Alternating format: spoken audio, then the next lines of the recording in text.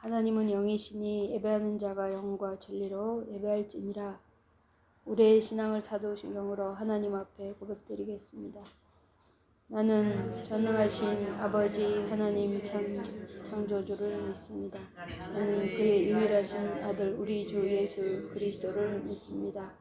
그는 성령으로 잉태되어 동정녀 마리아에게서 나시고 본디오 빌라도에게 고난을 받아 십자가에 못 박혀 죽으시고 장사된 지 사흘 만에 죽은 자 가운데서 다시 살아나셨으며 하늘에 오르셔 전능하신 아버지 하나님을 보좌한 자 계시다가 거기로부터 살아있는 자와 죽은 자를 심판하러 오십니다. 나는 성령을 믿으며 거룩한 공교회와 성도의 교제와 죄를 용서받는 것과 몸의 부활과 영생을 믿습니다. 아멘. 96장 찬양 드립니다. 96.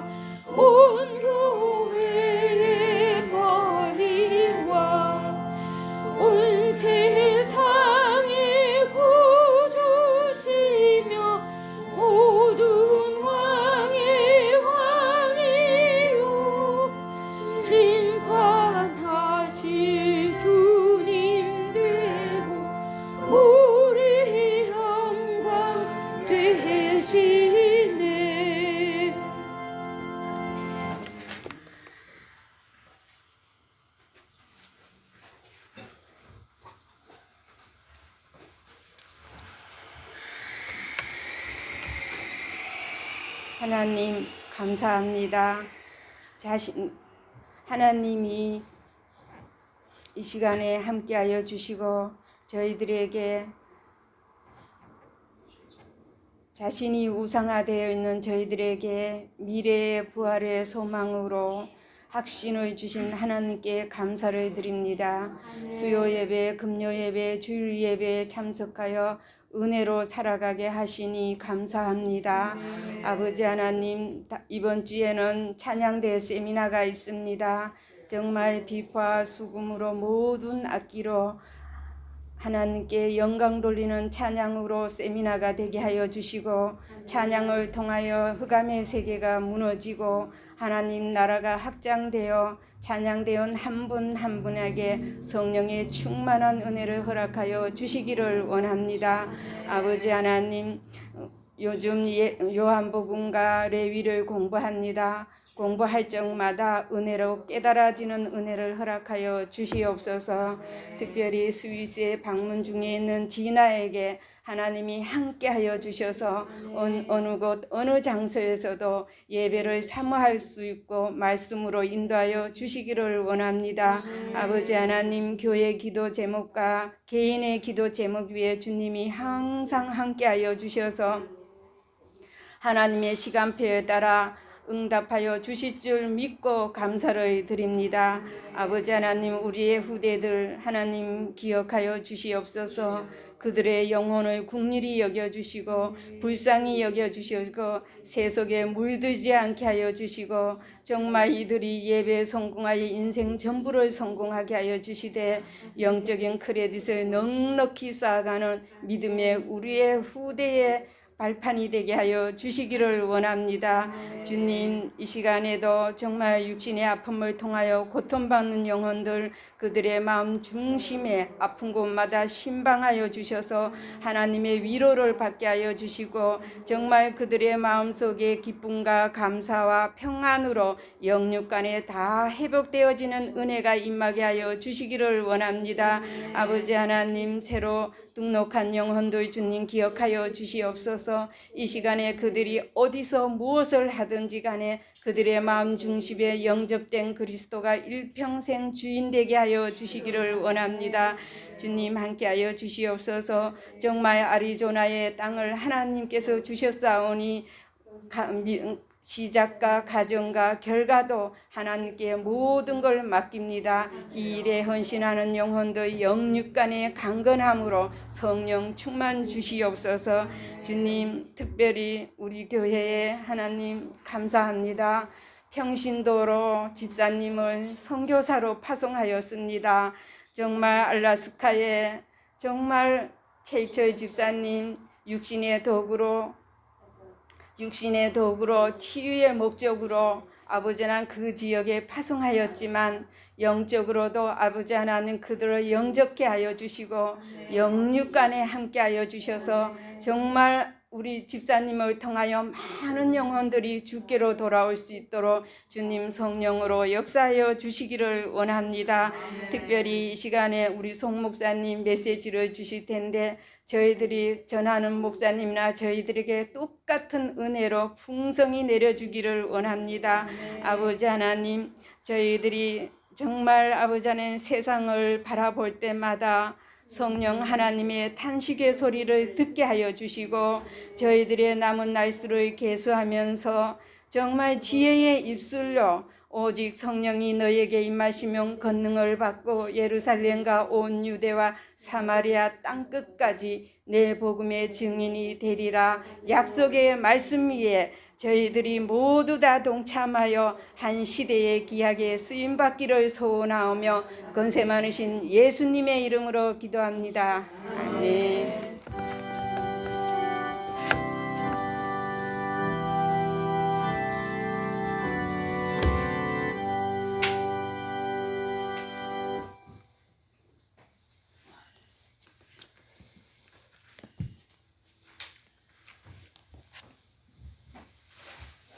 수요일 예배 말씀 한 구절 보겠습니다. 로마서 3장 28절부터 31절까지 말씀. 로마서 3장 28절부터 31절까지 보겠습니다.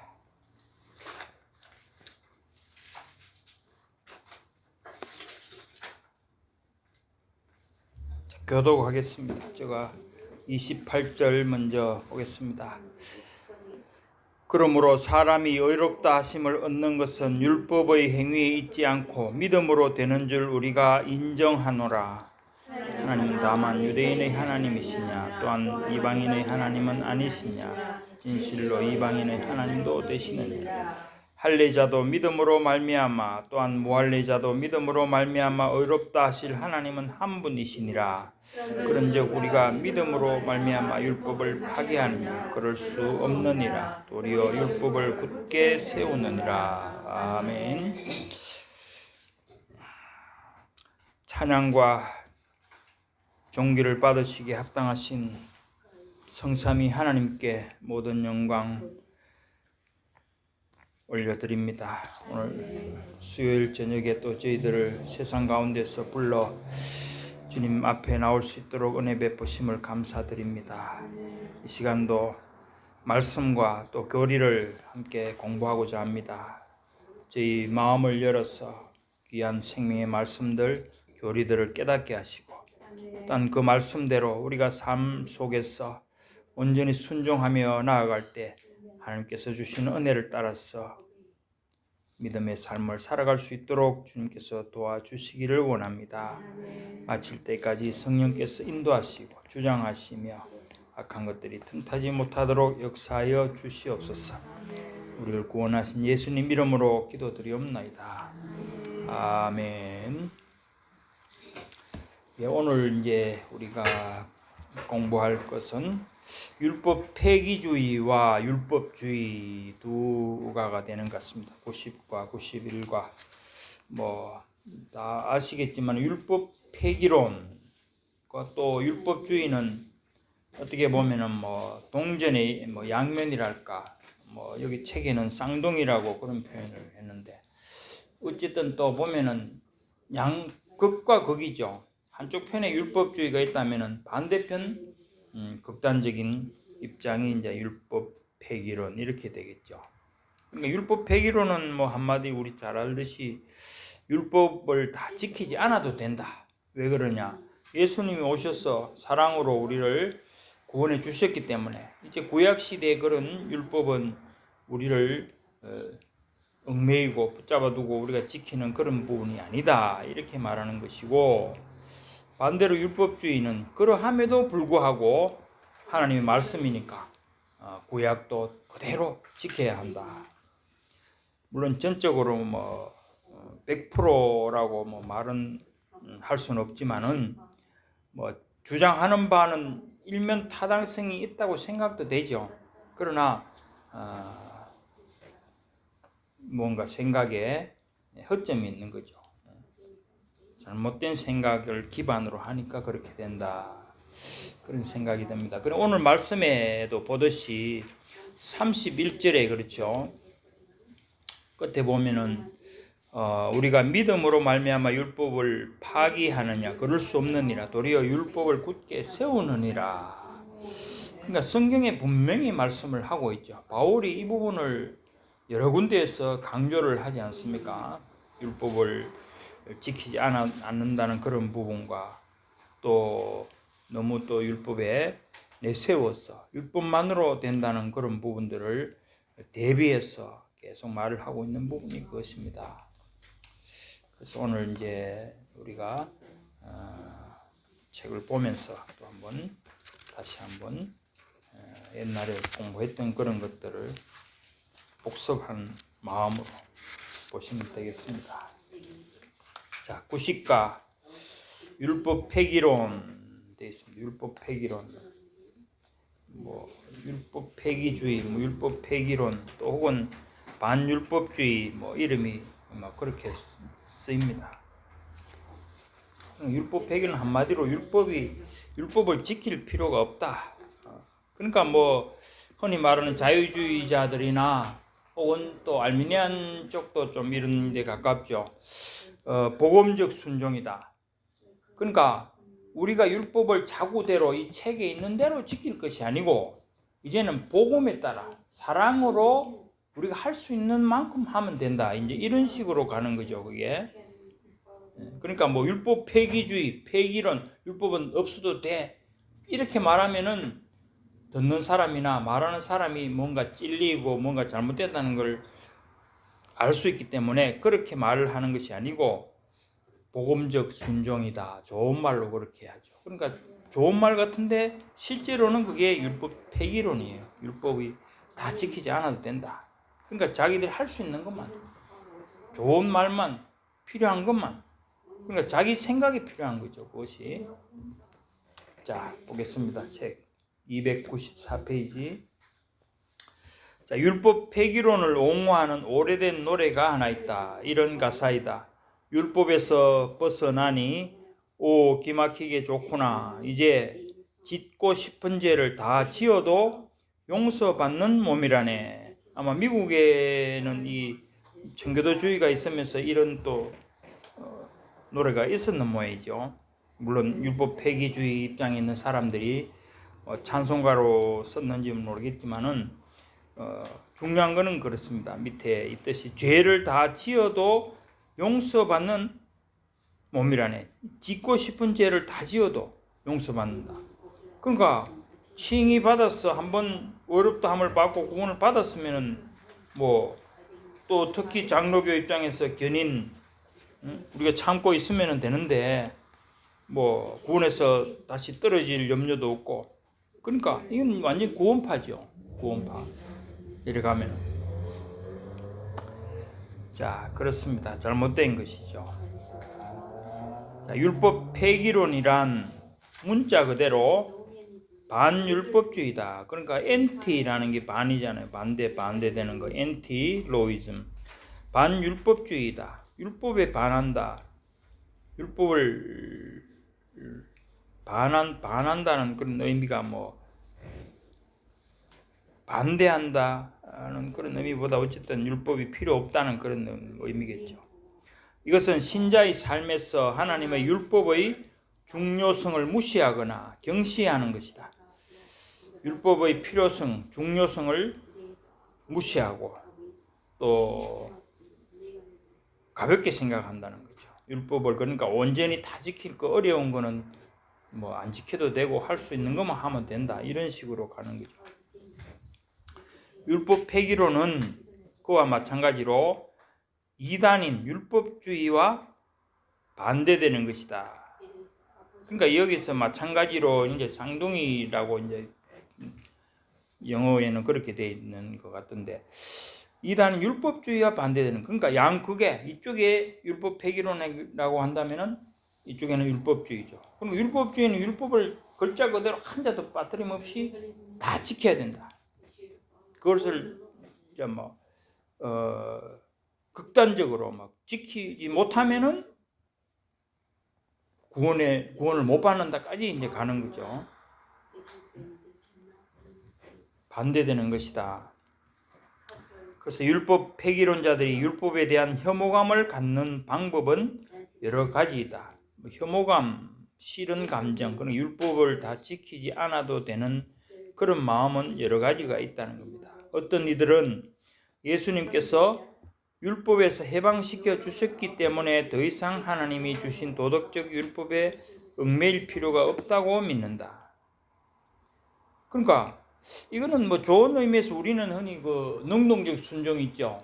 능동적 순종은 예수님의 능동적 순종은 율법을 다 지켰다는 것이잖아요. 그걸 좋은 의미에서 말하면 되는데 이거는 그런 의미도 아니고 죄에서 풀어놓았으니까 그 죄의 원인되는 율법을 우리는 해방된 거다. 이렇게 간다는 거죠.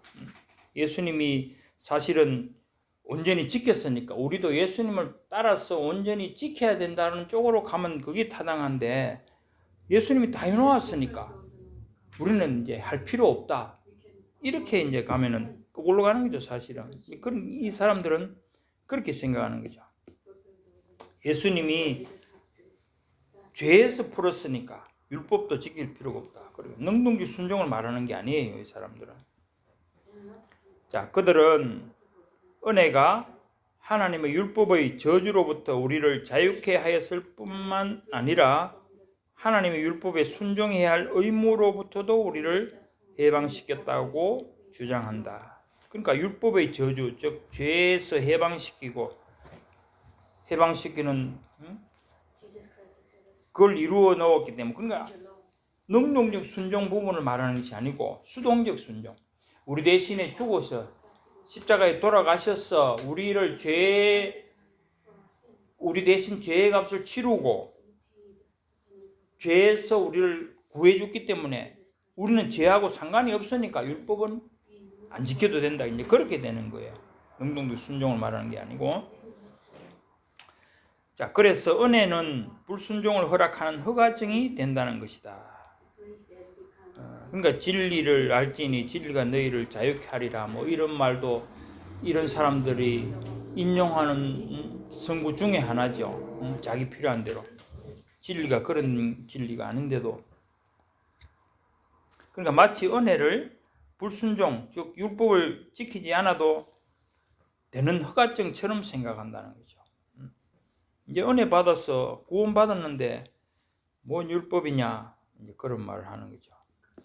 그래서 어처구니 없는 이러한 견해를 고수하는 사람들이 주장하는 사람들이 이 견해에 반대하여 강경하게 교훈하는 바울의 가르침을 무시한다는 것이다. 그러니까 오늘 읽은 이 본문에 율법을 굳게 세운다고 하는 이런 바울의 가르침을 무시해버리는 거죠. 율법을 그런 의미 아니다. 이거는 그러니까 바울에 대해서도 뭔가 이제 우리가 생각하는 우리의 정통적인 신앙과 다른 신학과 다른 그런 주장을 한다는 거죠. 바울은 다른 어떤 신약 성경 저자보다도 율법과 은혜의 차이점을 강조했다. 오늘 본문 말씀도 사실은 그거죠. 믿음이라는 말 자체가 은혜라는 것이고 율법은 율법이고. 자, 바울은 새 언약을 기뻐했다. 그럼에도 불구하고 그는 율법 폐기론을 확실하게 정죄하고 있다. 자, 로마서 3장 31절에서 바울은 우리가 믿음으로 말미암아 율법을 폐하느냐 그럴 수 없느니라. 도리어 율법을 굳게 세우느니라고 말하고 있다. 오늘 읽은 본문이죠. 그러니까 믿음으로 구원을 받는다 하더라도 즉 은혜로 믿음에 의한 은혜로 구원을 받는다 하더라도 율법은 살아있다는 거예요. 율법을 온전히 세우기 위해서 예수님이 그 일을 하셨고 또 능동적 순종으로 우리의 모범으로서 모든 율법을 순종하신 것이지 우리 보고 지키지 말라고 우리에게 지키지 않을 그 자유를 주기 위해서 다 순종하신 것이 아니라는 거예요. 능동적 순종. 율법을 다 지키신 것이 아니라는 말입니다. 자, 그 밑에 마르틴 루터는 오직 믿음으로 의롭게 여김받는다는 이제 여김받는다는 이런 표현들이 늘 제가 하는 게 그렇습니다. 어렵다함을 받는 그러니까 이게 어렵게 여기심 받는다 이 표현을 안 해도 되는데 넣는 게 좀 어색할 정도로 어렵다함을 받는 칭의의 교리를 표현했을 때에 율법 폐기론자라는 비난을 받았다. 그러니까 믿음으로 어렵다함을 받는다 하니까 그러면 율법 폐기론자 아니냐 그렇게 말을 들었다는 거죠. 마르틴 루터도 왜 그러냐 옛날에 그러니까 루터 이전에는 그죠?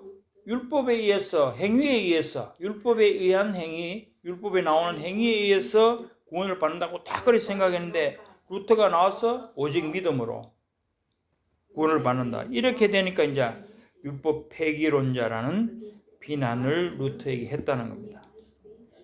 그러나 그는 행함이 없는 믿음은 죽은 것이다 라는 야고보의 말을 긍정했다. 그러니까 결코 율법 폐기주의자가 아니다 그 말인 거죠. 행함이 없는 율법을 따라 행하는 것도 해야 된다 그 말이죠. 그죠? 그래서 루터는 그의 제자인 요한 아그리콜라와 논쟁을 벌였다. 아그리콜라는 율법이 신자의 삶에서 어떤 의미, 목적을 갖는다는 것을 부정했다. 그러니까 이 제자는 아마 그 믿음에 의한 교리를 그러니까 루터가 선포한 그 믿음에 의한 칭의를 그거를 잘 순종하고 우리 선생님 루터가 진짜 진리를 발견하셨다고는 인정을 했는데 거기서 이제 방금 말했듯이 그러면은 율법은 필요 없다. 이렇게 이제 그 제자 이 아그리콜라라는 제자는 그렇게 이제 율법 폐기론으로 가버렸다는 거죠. 그러니까 까딱 이제 잘못 생각하면은 그렇게 가버린다는 거죠. 그는 아그리콜라는 심지어 율법이 죄인으로 하여금 은혜를 받도록 준비시킨다는 것조차 부정했다. 자, 여기 은혜를 받도록 준비시킨다. 준비시킨다는 게 이게 옛날에는 준비 또 뭐 그런 그게 있더라고요. 그러니까 왜 그런가 하면 이런 말이 왜 나오는가 하면은 당시에는 유럽의 모든 사람들이 신자였다는, 그러니까 종교 자체가 국교가 그죠? 기독교였기 때문에 다 믿는다고, 다 성당에 나와서 미사 드리고 다 하기 때문에, 그러니까 그 중에서 이제 믿는다고 다 하는데 그 중에서 중생해야 되고 하는 이런 문제가 생기는 거예요. 그래서 중생을 체험적으로 그걸 받기 위해서 준비시키는 어떤 그런 걸 아마 옛날에는 강조를 했던 것 같아요. 이런 거는 보면은 옛날에 그 우리 교회에 한번 왔었던 정희철 목사 같은 사람이 이런 부분을 막 해서 뭐 그런 얘기들 하는 게 있던데 지금 생각이 안 나는데, 어쨌든 그런 의미로서 지금 여기를 쓰고 있습니다. 은혜를 받도록 준비시킨다는 것조차 부정했다. 그러니까 율법이, 쉽게 말하면 율법의 세 가지 용도 중에 죄를 깨닫고 죄를 억제하면서 그것이 몽학선생으로서, 그죠? 몽학선생이 되어 우리가 구원으로 나가는 그 길로 가야 되는데 그것조차도 부정해버렸다 이 말이에요. 율법이.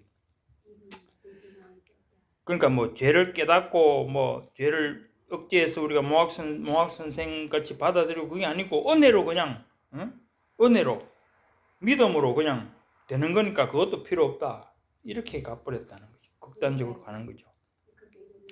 루터는 1539년 율법 폐기론자들에 반하여라는 저서에서, 그러니까 이게 논문입니다. 말하자면은 율법, 그러니까 아그리콜라가 그렇게 율법 폐기론으로 가버리니까 잘못된 것이다 하기 위해서 율법 폐기론자들에게 반하여라는 책을 냈다는 겁니다.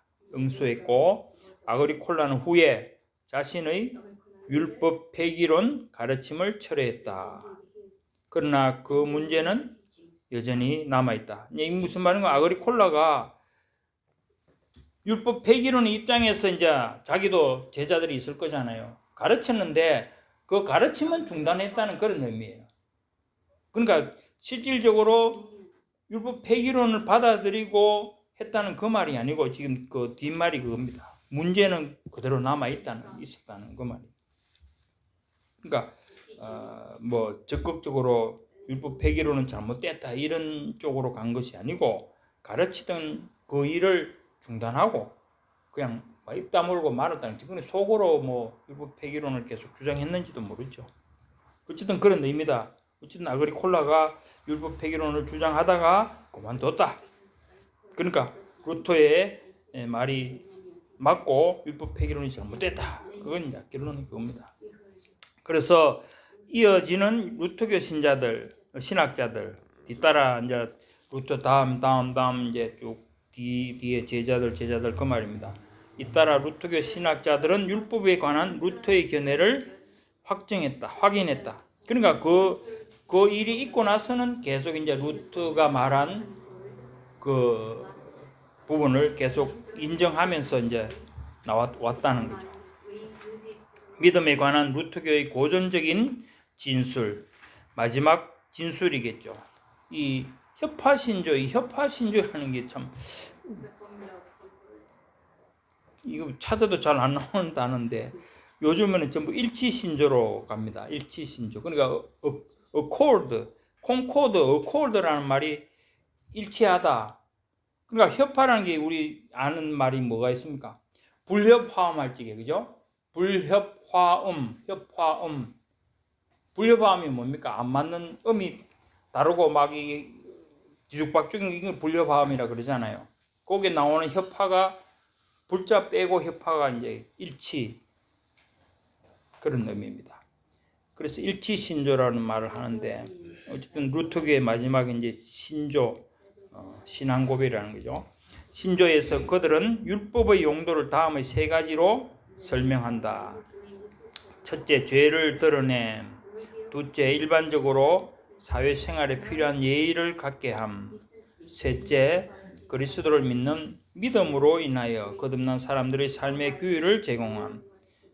이거는 우리가 그 율법의 용도를 일반적으로 말하잖아요. 근데 여기는 또 이렇게 하니까 약간 다른 것처럼 생각이 되는데 결국은 똑같아요. 1번은 죄를 깨닫게 하는 것이고 드러내서 깨닫게 하는 것이고 2번은 또 그걸 통해서 우리의 어떤 무능력을 알면서 또 죄에 대한 두려움, 그러니까 심판이라든지 이런 걸 통해서 우리가 두려움을 통해서 결국 복음으로 나아가게 되는 그런 것을 말하는 것이고 3번은 이제 그리스도를 믿는 믿음이니까 구원받은 사람들, 중생한 사람들의 삶의 지표로서 기능을 하고 있다.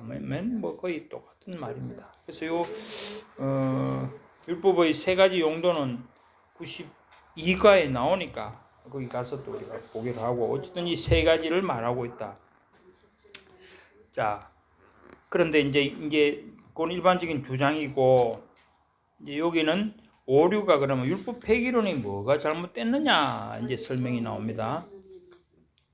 자, 율법 폐기론의 기본적 오류는 성화와 칭의를 혼동한 데 있다.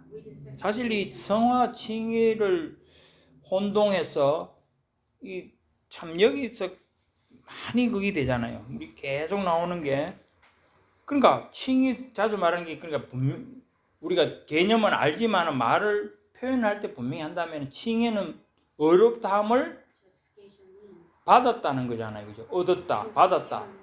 어렵다함을 받았다. 그러니까 하나님 입장에서 어렵다고 선언하는 거잖아요. 그죠? 그거예요.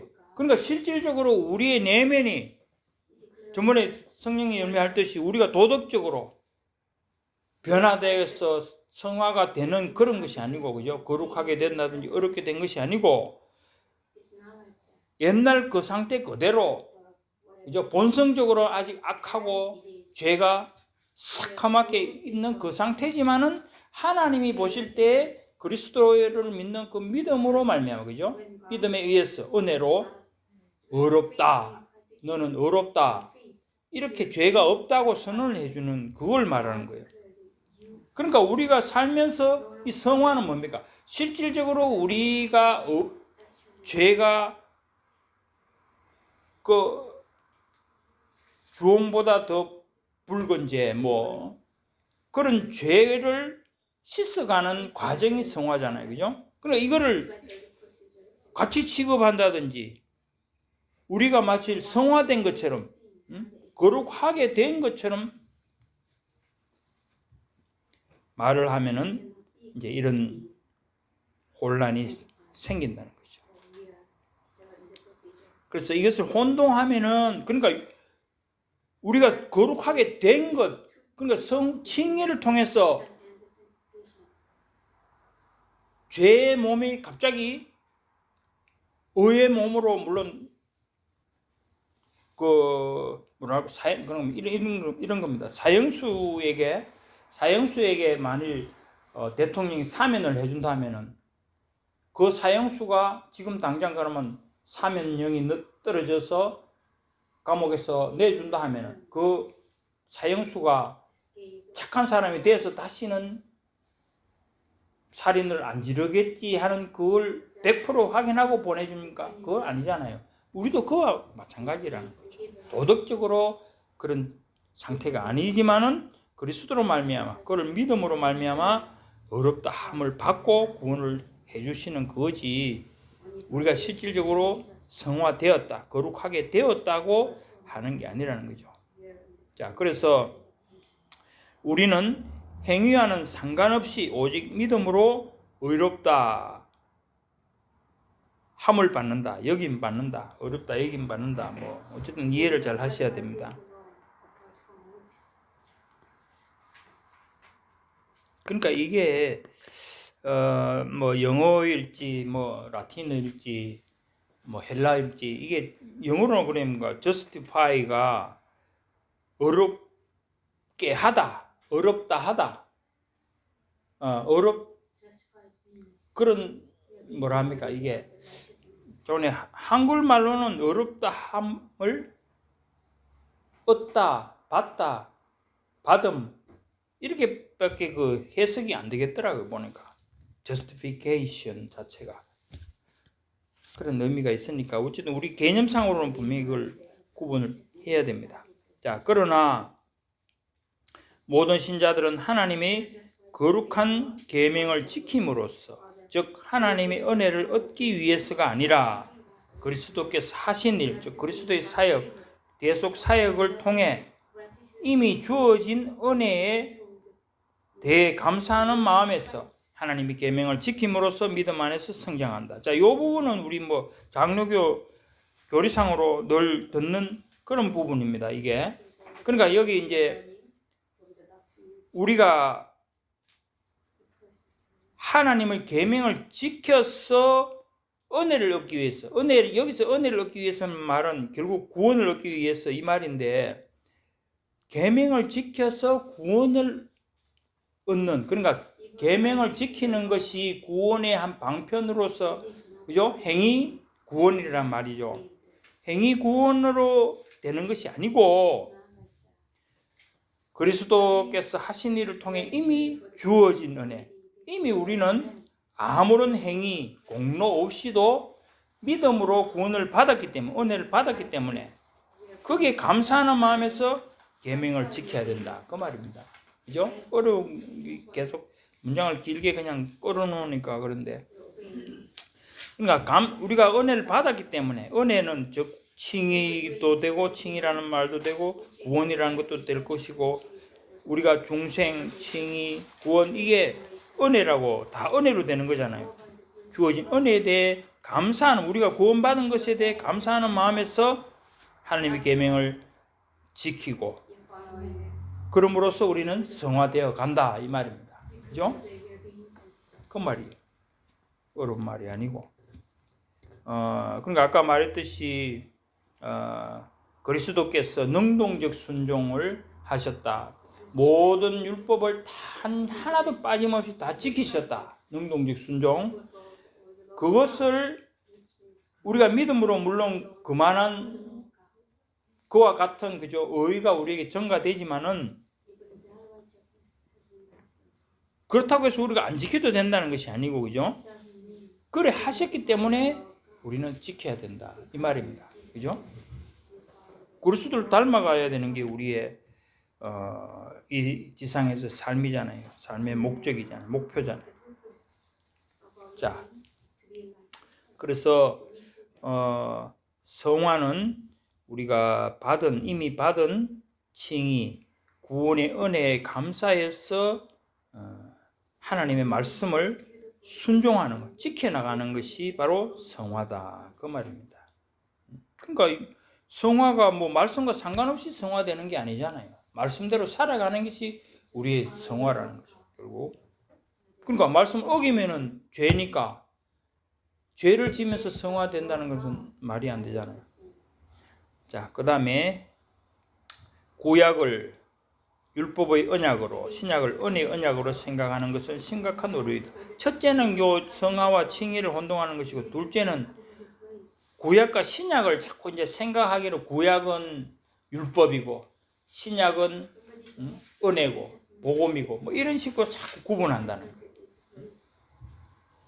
그것이 바로 율법 폐기론을 낳게 되는 원인이 된다. 그러니까 구약은 필요 없다. 특히 그렇게 말하는 거죠. 구약은 필요 없다. 이렇게까지 가는 게 잘못된 거는 겁니다. 구약은 그의 백성을 향한 하나님의 놀라운 사랑을 기념비적으로 정언하는 것이다. 하나님의 은혜. 그죠? 그러니까 이제 지금 저자는 지금 거꾸로 말하고 있습니다. 구약은 그의 백성을 향한 하나님의 놀라운 은혜를 정언하고 있다. 그리고 앞에서 율법의 언약이 아니고 그것만 있는 것이 아니고 하나님의 놀라운 사랑, 헤세드가 그 속에 있다는 것이고, 이와 마찬가지로 신약은 말 그대로 계명으로 가득 차 있다. 신약에도 계명에, 그러니까 하라 하지 마라 하는 부분이 많다는 겁니다. 그러니까 어느 구약이든 신약이든 율법도 있고 사랑도 있고 다 그 안에 들어있다는 거죠. 그죠?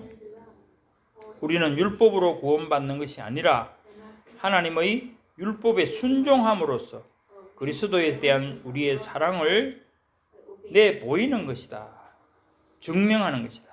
그러니까 구원 얻기 위해서 우리가 율법을 지키라고 하는 것이 아니고, 그러니까 여기서 율법 폐기론자들이 우리가 구원받았는데 율법을 지켜서 구원받는 게 아닌데 율법을 지킬 필요 없다, 이렇게 지금 말을 하는 거거든요. 근데 그 부분도 깨는 겁니다 지금. 그러니까 지켜야 되는 이유가 구원받기 위해서 너보고 지키라는 말이 아니다. 응? 그리스도의 사랑을 우리가 받았으니까 또 그 사랑을 아까 감사하는 마음이 또 되고 그리스도를 닮아가는 마음으로 지키는 것이다. 그것이 우리가 진짜 하나님이 자녀된 것을 보여주는 것이다. 그런 말입니다. 자, 예수님은 너희가 나를 사랑하면 나의 계명을 지키리라. 요한복음 14장 15절 그 말씀처럼. 그러니까 예수님을 사랑한다고 하면서 계명을 지키지 않으면 안 된다는 거예요. 자, 그리고 이제 두 가지고 나왔고, 밑에 또 봅니다. 우리는 기독교는 하라는 것과 하지 말라는 것을 모아놓은 게 아니야. 규율 목록이 아니라고 하는 식으로 말하는 것을 듣는다. 자, 이게 이제 말하면 자유주의 쪽이고 알미니안주의 쪽에도 겉으로 이렇게 표현은 잘 안 하죠. 그러나 속으로는 본래 그 신학 자체가 이런 식이에요. 아까 말했듯이 복음적 순종이라는 것, 사랑 안에서 우리가 복음 안에서 사랑 안에서 순종하는 거야. 뭐 이렇게 이제 하는 거죠. 자, 기독교는 규율들의 단순한 목록이 아니라는 점에서 이러한 추론에는 어느 정도 일리가 있다. 그렇죠. 뭐 신구약이 뭐 율법만 적어놓은 것은 아니잖아요. 자, 기독교의 핵심은 바로 그리스도와의 인격적인 교제이다. 그러니까 결국 이 책 자체가 그리스도에 관한 책이지만은 이걸 통해서 더 중요한 것은 하나님과 어떻게 화목관계에서 우리가 살아가느냐, 하나님의 자녀로서 어떻게 살아가느냐. 그 레위기나 그 말씀하신 그 자체가 그런 게 그거죠. 하나님과의 관계, 화목, 그죠? 자, 그러나 기독교는 규율들을 포함하고 있다. 율법도 있다는 겁니다. 신약에는 분명히 하라는 것과 하지 말라는 것들이 포함되어 있다. 기독교는 모든 이들이 자신이 보기에 옳은 것은 할 수 있는 권리가 있다는 개념을 인정해주는 종교가 아니다. 자, 자기 좋은 대로 해도 된다는 것을 인정해주는 종교가 아니다. 언뜻 보면 바울이 말한 것 중에 양심의 자유라든지 이런 부분들을 또 오해해서 자기 마음에 끄리낌은 안 해도 되지만은 자기 마음에 좋은 거는 다 해도 된다, 이런 식으로 이제 또 해석해도 안 된다는 거예요. 말씀대로 하는 것을 말하는 것이지 자기 좋다고 자기가 생각하기, 자기 보기에는 그렇잖아요. 자기 보기에 옳은 것을 할 수 있는 권리가 있는 것처럼 그렇게 잘못 생각했어도 안 된다. 오히려 기독교는 그 누구에게도 그릇된 것을 할 수 있는 권리를 주지 않는 종교라고 할 수 있다. 그러니까 대개 사실 이 부분이 문제가 되죠. 왜 그런가 하면은 자기가 옳다는 것은 아무래도 강조를 하고, 그죠? 자기가 그 부분에 걸린다 싶은 것은 줄이고 축소시켜서 없는 척 넘어가는 이런 게 사람들의 성향이잖아요. 그럼 마찬가지. 그래서 앞에서 말을 하는 사람이든지 우리 삶 속에서 그냥 아무 말 없이 사는 사람이든지 그런 본성적으로 그렇게 살아가는 거예요, 사실은. 그걸 말하는 거예요. 그러나 이거든 저거든 우리가 말씀을 중심으로 결코 어떻게 치우치는, 좌루나 우루나 치우치는 그런 모습을 보여서는 안 된다는 거죠. 자, 요약 보겠습니다. 1. 율법 폐기론은 그리스도인들이 하나님의 율법에 순종할 의무가 없다고 주장하는 이단이다. 이단이라고 딱 했죠. 이단이다. 그러니까 이게 그러니까 사람들은 이단이다 하니까 이게 대단히 그렇게 생각하지만은 실질적으로 잘못된 건데, 이제 이렇게 이단이라고 하니까 나는 율법 필요 없다고 그렇게 대놓고 주장하는 사람은 없겠죠. 이게 참 어려운 거예요. 신학적으로 어쨌든 어떤 받는 거기에서 치우치는 부분이 생기는 거죠. 자기도 모르게. 자기는 아니라고 하면서 율법 폐기주의에 치우치는 사람도 있고, 또 율법주의에 치우치는 사람도 있고, 그런 거예요. 자, 2번. 율법은 죄를 드러내고 사회생활에서 예의의 기초가 되며 기독교인의 삶의 지침이 된다. 그러니까 성경이죠. 성경, 율법이라고 하지만 성경은 우리 삶의 지침이 된다. 자, 3. 율법 폐기로는 칭의와 성화를 혼동한 것이다. 4번. 율법과 은혜는 구약과 신약의 전체에 걸쳐 나타난다. 그러니까 이게 자꾸 구약은 율법, 신약은 사랑, 이래 나누면 안 된다는 거예요. 하나님이 결국 우리를 구원하시기로 작정하신 그 일, 창세기에 나오는 그 일부터 하나님이 사랑에서, 은혜에서 나오는 것이지 율법으로 되는 것이 아니라는 겁니다. 자, 5번.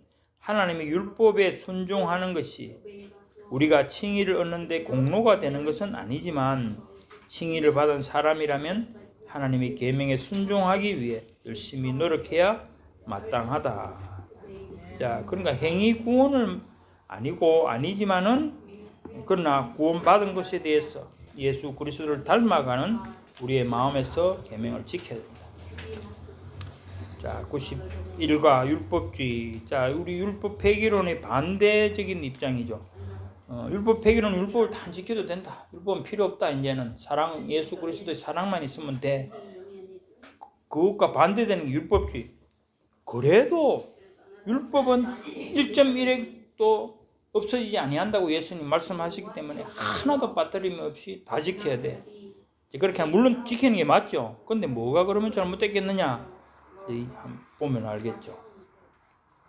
자, 율법주의는 율법 폐기론과 반대되는 이단이다. 이게 또 이단이라고 했어요. 분명히 이단입니다. 이게 또.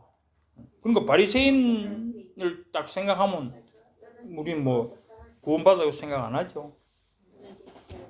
그런 거예요. 자, 율법 폐기론이 율법의 중요성을 부정하는 것인 반면 율법주의는 율법을 은혜보다 우위에 둔다. 자, 이거는 이제 그렇겠죠. 율법주의는 율법을 은혜보다 우위에 둔다. 그럼 여기서 이제 율법 하니까 율법은 결국 뭡니까? 행위 지킨다는 행위, 그죠? 행위를 은혜보다, 그러니까 자기의 행위, 그죠? 행위 구원을 말하는 거예요. 행위를 은혜보다 우위에 둔다. 행위로서 구원을 얻으려고 하는 그런 부분. 행위. 그러니까 너 하다가 안 지키면 너 구원 못 받아. 이렇게 이제 가는 거. 자, 예수님 시대의 율법주의자는 바리새인들이었다. 바리새인. 자, 예수님은 그들에게 가장 강경한 비판을 가하셨다. 율법주의의 근본적인 왜곡은 인간 자신의 힘으로 하나님 나라에 가는 방법을 얻을 수 있다는 믿음이었다. 그러니까 이게 이제 우리가 성경에 물론 율법을 행하면은 그로서 살리라 하는 이런 말씀들이 있잖아요. 근데 그것 자체가 부정하는 건 아니죠. 그 말씀 맞아요. 다 지키면 돼요. 그죠? 613가지를 다 지키는 사람은 구원을 받을 거예요. 근데 못 지키니까 이제 문제가 되는 거죠. 그걸 지킬 수 있다고 생각하고 그걸 주장하면은 거짓말하는 사람이 되는 거죠, 사실은. 자, 그래서 인간 자신의 힘으로 하나님 나라에 가는 방법을 얻을 수 있다. 행위로 구원을 얻을 수 있다고 생각하는 사람들이라는 거죠. 응? 이제 그게 율법주의입니다. 그래서 바리새인들은 그걸 온전히 지키기 위해서 뒤에 내용이 나오지만 그걸 지키기 위해서 다른 걸 만들어서 이렇게 하면 이거 지킨 거야. 이렇게 되는 거예요. 그리고 안식일을 지켜야 된다 했는데 안식일을 지키기 위해서 오리 가면 안 되고 뭐 이런 걸 자꾸 이제 만들어서 그거만. 근데 하나님이 언제 그런 말 하신 적이 없는데 그렇게 만드는 거죠. 마치 하나님 우리 이렇게 정해놨으니까 요거 지키는 사람은 율법 다 지킨 걸로 해주세요. 이런 식으로 하나님을 만들어가는 거죠. 그건 잘못됐다는 겁니다. 자, 율법주의의 근본적인 왜곡은 그런 것이고, 자, 바리새인들은 자신들이 아브라함의 자손이기 때문에, 그리고 율법을 철저히 준수하고 있기 때문에 자신들은 하나님의 자녀들이라고 믿고 있었다. 그러니까 이미 혈통적으로 아브라함 자손이고 또 모세의 율법을 다 준수하고 있기 때문에 당연히 구원을 받았다. 이렇게 믿고 있은 거죠, 전부. 그래서 그 기저에는 복음을 부정하는 생각이 들어있다. 그러니까 이 오실 메시아, 그죠? 결국 믿음은 이 오실 메시아에 대한 믿음이에요. 제사를 통해서 오실 메시아, 그 아브라함에게 약속한 그 씨, 또 아담에게 약속한 그 여자의 후손, 거기에 대한 믿음이 있어야 되는데 그거는 어디 간지 광고도 없고 율법을 지켜야 돼. 지키면 돼. 그래서 우리는 지켰어. 이렇게 이제 되는 거죠. 아브라함 자손으로 나는 지켰어. 이렇게 이제 되고 구원받은 것처럼 그렇게 착각을 하고 있는 거죠. 자, 이제 그 뒤에부터 이제 쭉 잘못된 부분들이 나오는데 첫째는 뭐냐 하면은 율법의 결과, 율법주의의 결과. 율법주의가 가는 기결 종점은 뭐냐?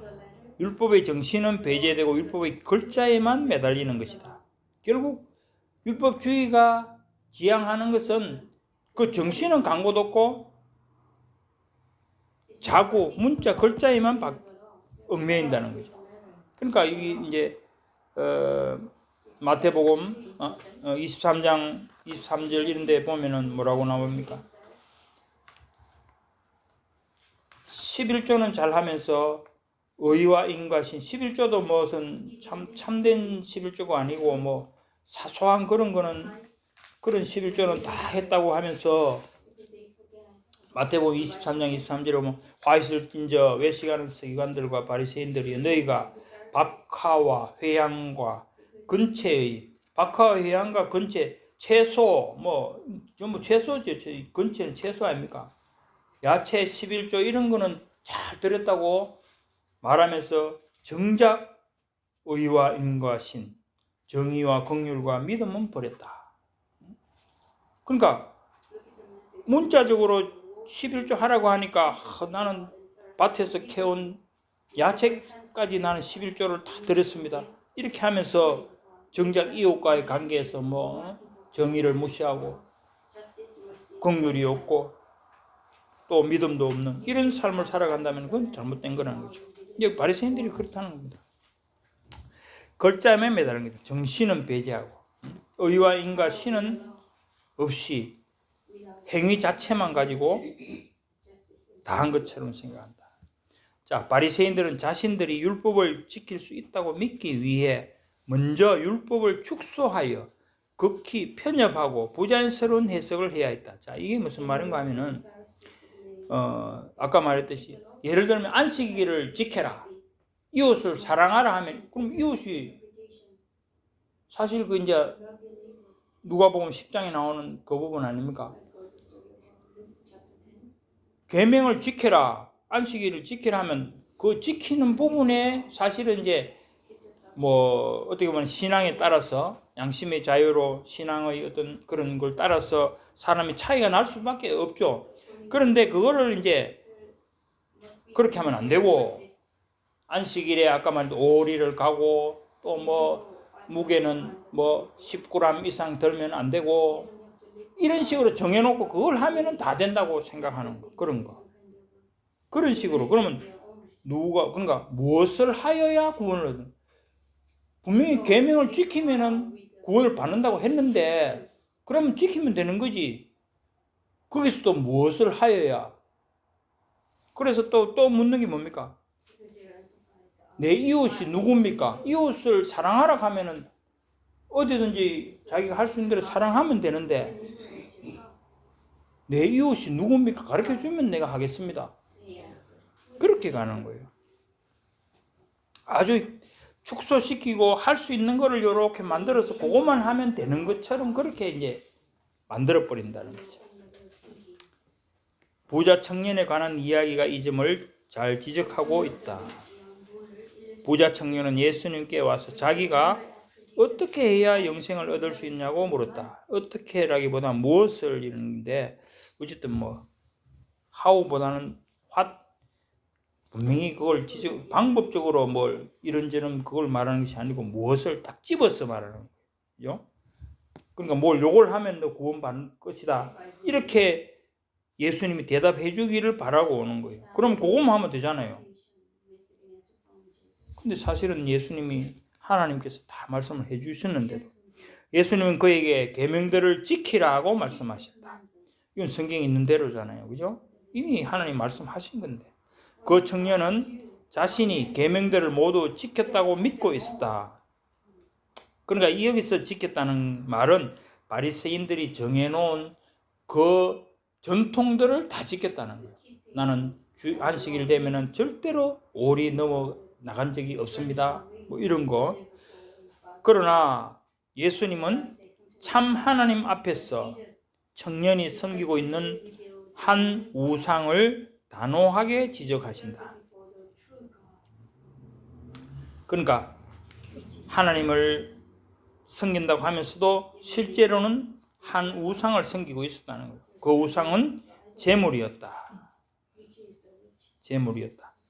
그러니까 그 재물을 그러니까 우상처럼 섬기니까 가난한 자들 돌아보지도 않고 이웃을 사랑하지 않고 계명을 지키지 않는 데까지 나아가는데 거기서 이제 털어야 된다는 거죠. 내 소유를 팔아 가난한 자들을 주라. 그리하면 하늘에서 보화가 내게 있으리라. 부자 청년은 근심하면서 가버렸다. 결국 내 이웃이 누굽니까? 그러면 내가 그 이웃을 사랑하겠습니다. 그러니까 그렇게 생각하니까 그게 잘못됐다는 걸로 선한 사마리아인의 얘기를 해주셨잖아요. 가서 누가 정해놓은 것이 아니고 가서 너가 도우면은 너가 그 사람이 이웃이 된다는 그런 말씀 아닙니까? 저 사람은 이웃이기 때문에 도와줘야 되는 것이 아니고 가난하고 불쌍하니까 가서 도와주면 그 사람이 이웃이다. 그런 말이죠. 그러니까 마음, 그 정신, 그죠? 그 근본적인 율법의 의미, 그걸 생각하는 거예요. 자, 두 번째는 바리새인들은 율법주의의 또 다른 형태로 범죄하고 있었다. 첫째는 그죠? 글자에만 매달리고 있었다는 거고, 두 번째는 바리새인들의 율법주의의 또 다른 형태 뭐냐? 그거는 그들은 하나님의 율법에 자신들의 율법을 덧붙였다. 아까 말했듯이 뭐 오리만 가라는 그런 말이 없는데도 오리만 가면 된다고 말하고 뭐 전에 뭐 잡다하게 그 성경 말고 나름대로 그 바리새인들이 만들어 놓은 거죠. 그런 계율들이 있었다는 거예요. 그걸 이제 말하는 겁니다. 전통이라는 거. 그들의 전통, 그죠? 전해 내려오는 그 교육.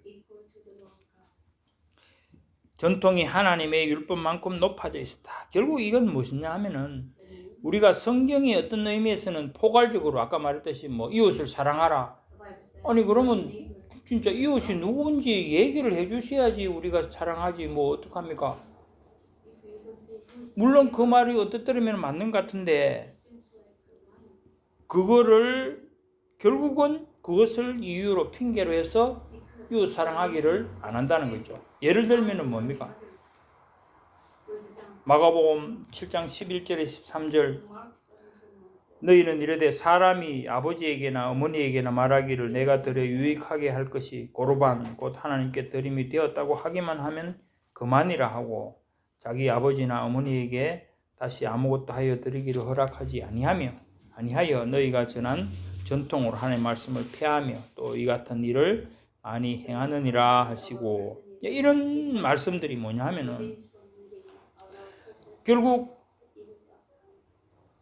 뭐 어떻게 보면 마태복음 6장 33절 하나님 나라와 그 일을 먼저 구하라. 그래서 내 먼저 구하고 그럼 나머지는 내 신경 안 썼는데 뭐 괜찮겠죠. 이런 식으로 가버린다는 거죠. 결국 그것이 어떻게 보면은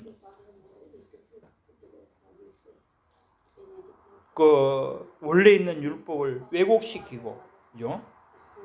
성경에 없는 것들을 통해서 성경의 어떤 포괄적인 그런 내용들을 마치 다 지킨 것처럼.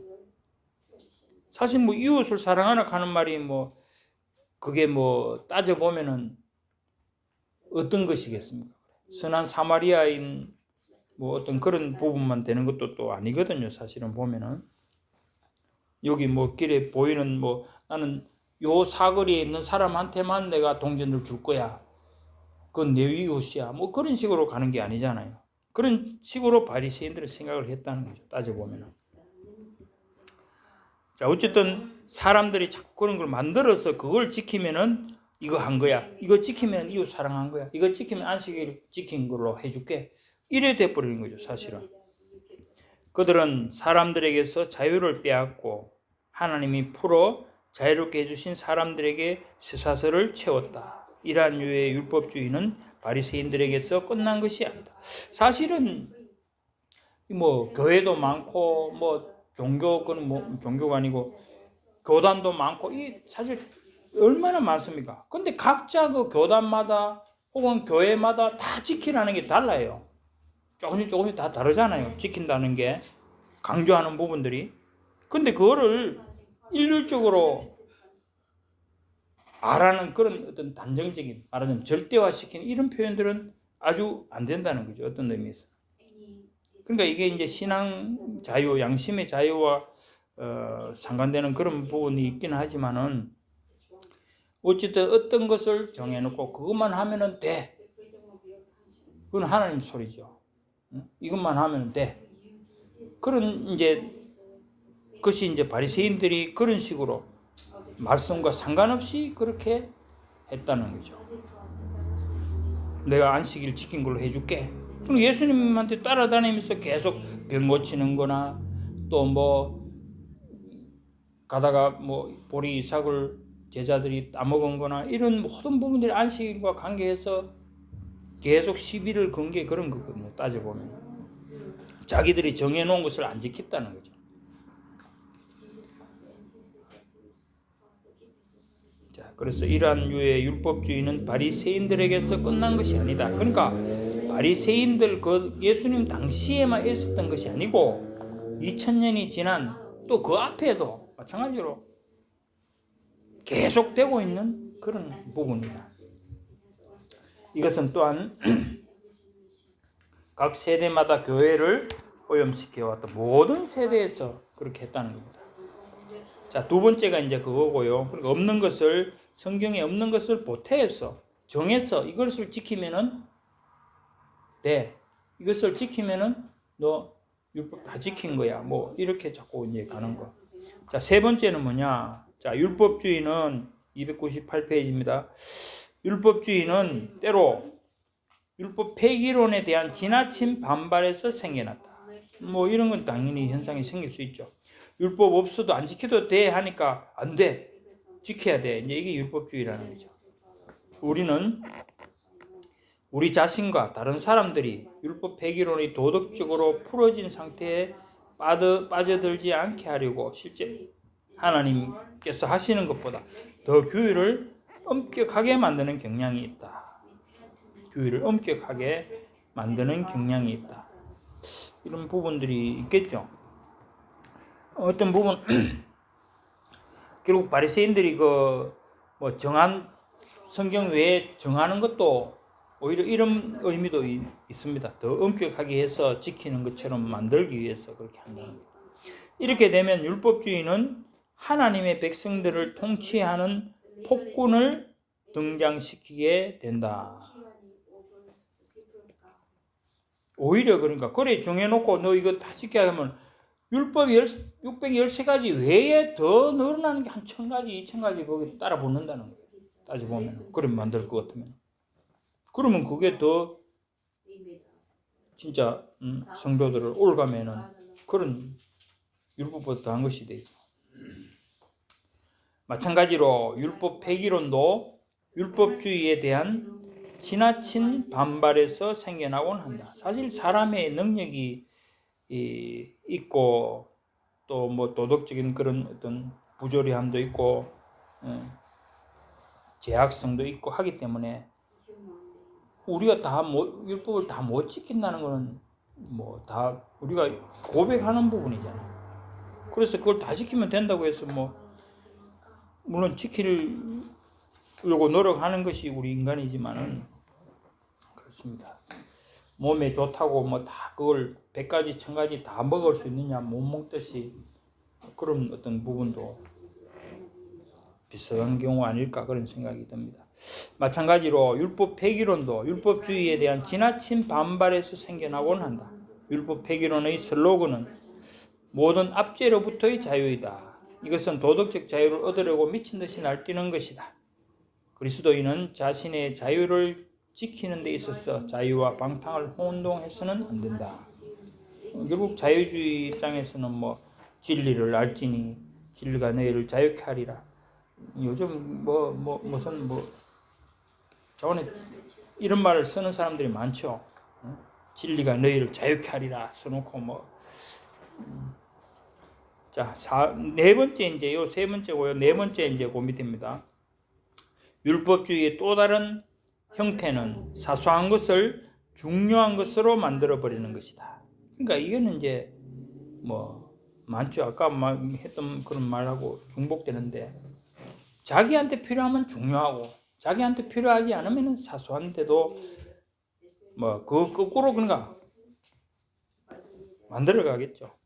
예수님은 바리새인들이 지엽적인 몇 가지를 시시콜콜 지키느라 더 비중 있는 것들을 빼버린 것에 대하여 책망하셨다. 아까 읽었던 그 마태복음 23장 23절 그렇죠? 최소 11조는 잘 내면서 의와 인가신 정의와 긍휼과 믿음은 저버렸다 하는 그런 부분들입니다. 그러니까 무엇이 중요한지 그러니까 최소 11조를 예를 들면 갖고 오다가 굶고 있는 고아를 봤다면 그 11조를 그 고아를 줬다고 했을 때에 그러면 11조는 어겼으니까 율법을 어겼으니까 더 큰 죄고 그렇게 이제 생각해야 되느냐 이런 거겠죠. 근데 이웃을 사랑하라 하는 그런 부분들과 과연 어느 것이 경중이 합당한 율법의 준수가 되겠느냐 그런 걸 생각하라는 거죠. 이러한 경향은 끊임없이 교회를 위협하고 있다. 우리는 우리가 소유하고 있는 덕이 무엇이든 간에 그 덕을 경건함의 최고 위치로 높이려고 하고 우리의 악은 중요하지 않은 것으로 간과해버리는 경향을 가지고 있다. 예를 들어 나는 춤을 삼가는 것을 영적으로 대단한 능력이라고 간주하고 내가 품은 탐심에 대해서는 대수롭지 않게 생각한다. 자, 나는 캬바레 가서 춤 안 추는 거에 아주 자랑스럽게 생각하면서 속으로는 탐심, 남은 물건을 탐내고 찾고 그런 부분들. 이제 자기가 좋아하는 거는 하기 싫은 건 안 하면서도 나는 저런 거 안 하니까 나는 대단한 것처럼 말하고 자기가 하고 싶어서 하는 탐심, 남 물건 탐내고 슬쩍 가져오고 이런 거는 별거 아닌 것처럼 말하고 그런 거 있다는 거죠. 자, 율법주의와 율법 폐기론에 대한 유일한 해결책은 하나님의 말씀을 진지하게 공부하는 것. 그러니까 말씀을 제대로 공부해야 된다는 겁니다. 모르니까 그럴 수 있죠. 근데 핑계로 진짜 몰라서 그랬다고 어느 정도는 그게 될지 몰라도 계속 그래서 그러면 공부 안 합니까? 몰라서 못했다고 핑계 대기 위해서 공부 안 하는 경우가 있겠습니까? 마찬가지죠. 바울이 그런 말을 한 거 아닙니까, 결국?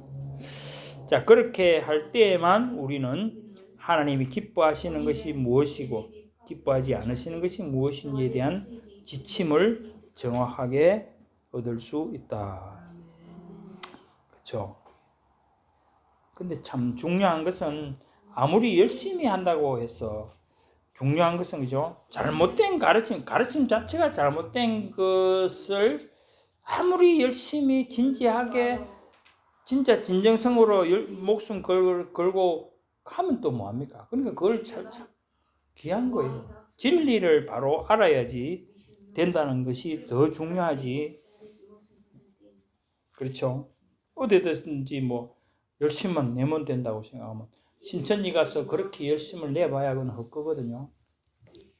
그런 겁니다. 그러니까 그건 그런 부분은 당연한 거니까 안 적어놨지만은 우리가 그런 생각을 해야 되고. 자, 요약 마지막으로 보겠습니다. 1. 율법주의는 율법 폐기론과는 반대되는 방향으로 하나님의 율법을 왜곡한 것이다.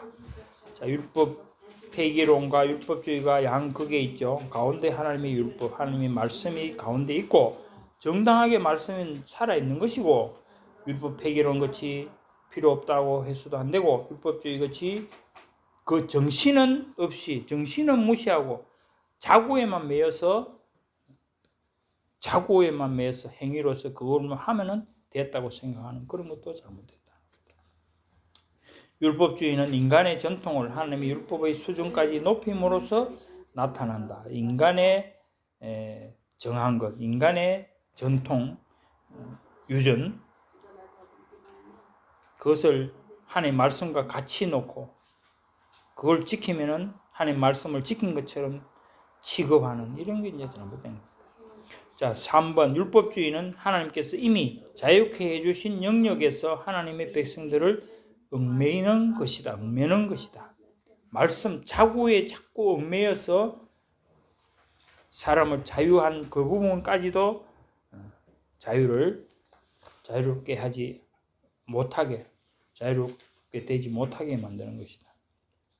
4번 율법주의는 사소한 것을 중요한 것인 양 만들고 중요한 것은 대수롭지 않은 것으로 만든다. 그러니까 자구에 얽매여서 필요한 대로 그걸 하니까 중요한 것이 무엇인지 거기에 대한 정당한 판단을 못하게 되는 거겠죠. 자, 그렇습니다. 그래서 율법주의는 하나님 말씀한 것처럼 오늘 본문에 또 나오는 것처럼 그 자체로서 아직도 유효하게 우리가 지켜야 될 의무가 있기 때문에 지켜야 된다. 그러니까 이걸 자꾸 다 어차피 못 지키는데 왜 그렇게 하느냐? 그건 이제 잘못된 거예요. 그거는 별개의 문제지 지키고 안 지키고에 대한 판단의 근거가 되는 게 아니라는 거예요. 우리가 다 지킬 수 있다, 못 지킨다. 그걸 근거로 삼아서 어차피 안 될 거 안 해도 된다. 이런 식으로 하라는 말이 아니거든요. 우리의 의무인 거하고 우리가 하다가 안 된 거하고는 다르다는 그 말입니다. 실수할 수도 있고 그럴 때 하나님께로 나아갈 수 있는 은혜가 있다는 그런 부분이지 핑계대라는 부분은 아니죠.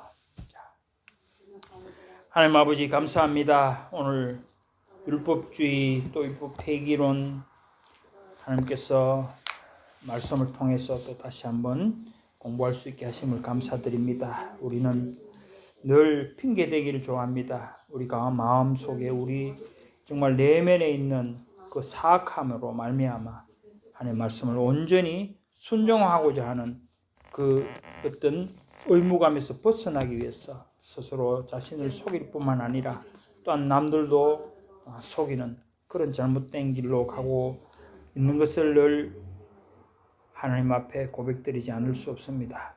저희를 불쌍히 여기시고 정말 예수님께서 우리를 위해서 이 땅에 오셔서 이 율법의 모든 것 1.1회까지도 다 순종하신 것을 저희는 알고 있습니다. 하나님께서 저에게도 은혜를 주셨어. 예수님이 하신 그 순종을 따라 온전히 감사의 마음으로 순종해 갈 수 있는 저희가 될 수 있도록 도와주시옵소서. 예수님 이름으로 기도드리옵나이다. 아멘.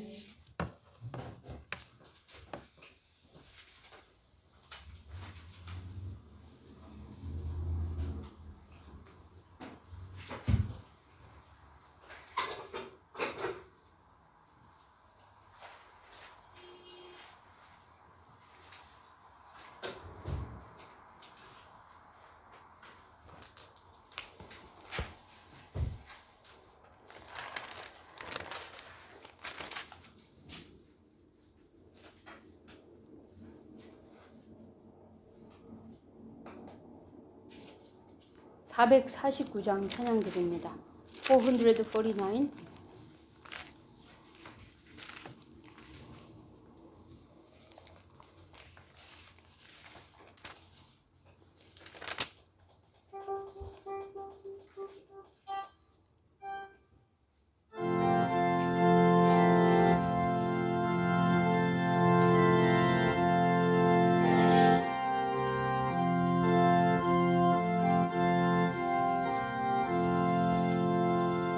예수 따라가며 복음 순종하면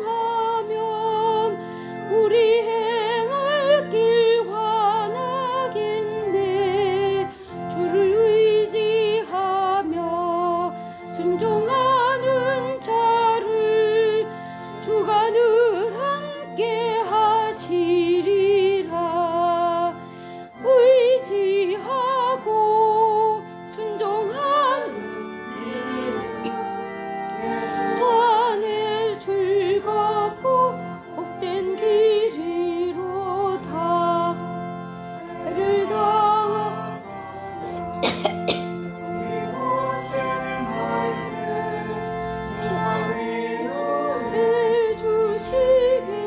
해주시겠네. 주를 의지하고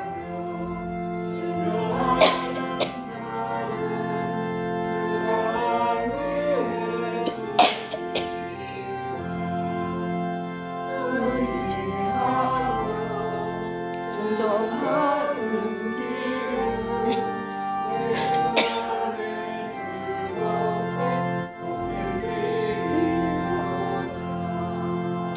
남의 짐을 지고 질부 위로 하면 주가 상급을 주시겠네. 주를 의지하며 순종하는 자를 항상 복 내려 주시리라. 의지하고 순종하는 길은 예수 안에 즐겁고 복된 길이로다. 우리 받은 것을 주께 다 드리면 우리 기쁨이 넘치겠네. 주를 의지하며 순종하는 자를 은혜 풍성케 하시리라. 의지하고 순종하는 길은 예수 안에 즐겁고 복된 길이로다. 주를 힘입어서 말씀 잘 배우고 주를 모시고 살아가세. 주를 의지하며 항상 순종하며 주와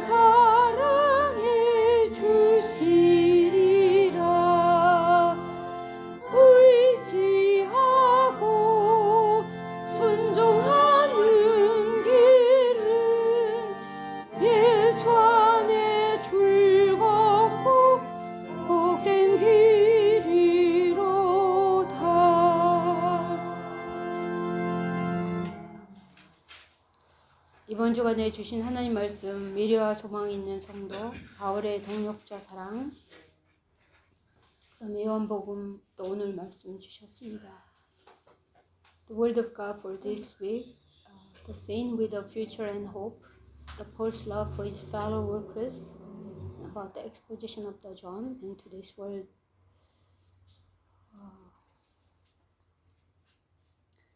이번 주일날 3부 예배 후에는 찬양대 세미나가 있습니다. 이번 주일 아니고 25일. 25일이네요. 예. 죄송합니다. 다음 주일입니다. 예. 계속해서 우리 또 여기 최익절 선교사님 알래스카 기도해 주시고 또 여러분들 교회 카톡에서 우리 또 볼리비아 선교사님 황부 선교사님 메시지 보셨을 줄 압니다. 계속 기도해 주시고 우리 다 함께 우리 주보를 펴시고 함께 기도드리시겠습니다.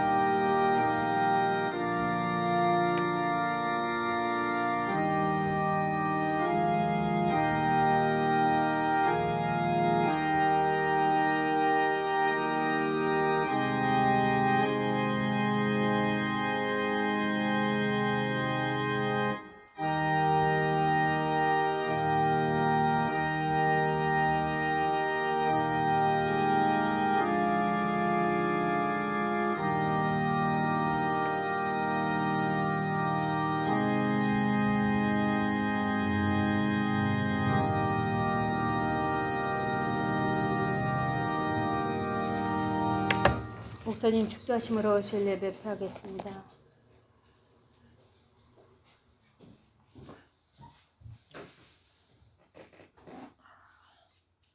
지금은 우리 주 예수 그리스도의 은혜와 하나님 아버지의 극진하신 사랑과 성령님의 내주 교통 충만 위로하심이 주님께서 이 땅에 오셔서 모든 율법을 온전히 순종하심으로 우리의 본을 보이시고 우리에게 영생의 소망을 확실히 갖게 하신 그 은혜를 따라서 이 땅에 사는 동안 하나님 말씀을 온전히 순종하며 살아가기를 소원하며 나아가는 모든 주의 백성들 머리 위에 지금부터 영원토록 함께 있을지어다.